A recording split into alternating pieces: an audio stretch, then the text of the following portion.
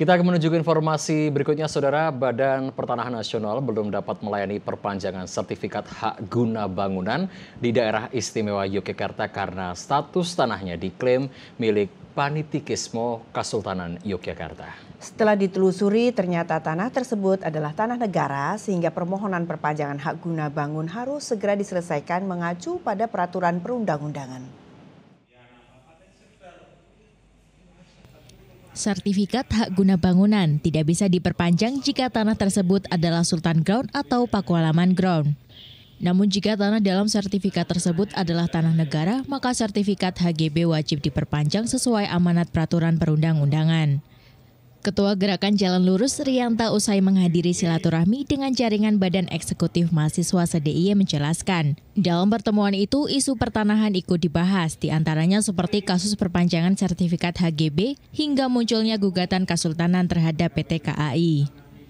Menyinggung sengketa tanah stasiun Yogyakarta yang bergulir ke meja hijau, Rianta berharap Pengadilan Negeri Yogyakarta bisa bertindak hati-hati dan putusan harus benar-benar jernih berdasarkan fakta hukum.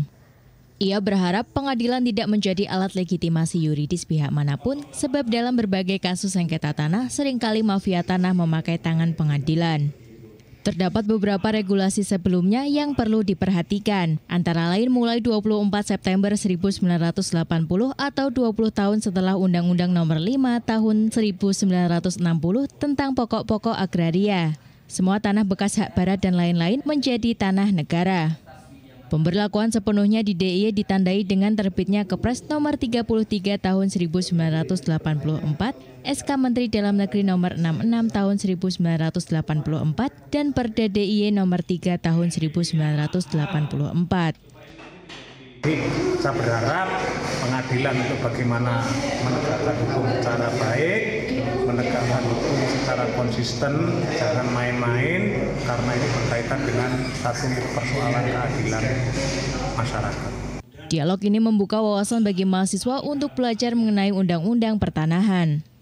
Tentunya juga kami juga membuka wawasan baru mengenai praktik atau paradigma tentang feodalisme yang berkembang di masyarakat hari ini gitu. Yang kami harapkan bahwa di masa depan dengan adanya diskusi dan dialog hari ini dapat membuka pikiran baru, dapat membuka diskusi baru dan memantik diskusi yang lebih interaktif lagi di masa depan tentang diskusi hari ini. Dialog bersama mahasiswa membuka wawasan baru mengenai pemberantasan mafia tanah dan belajar berbagai masalah pertanahan di masyarakat.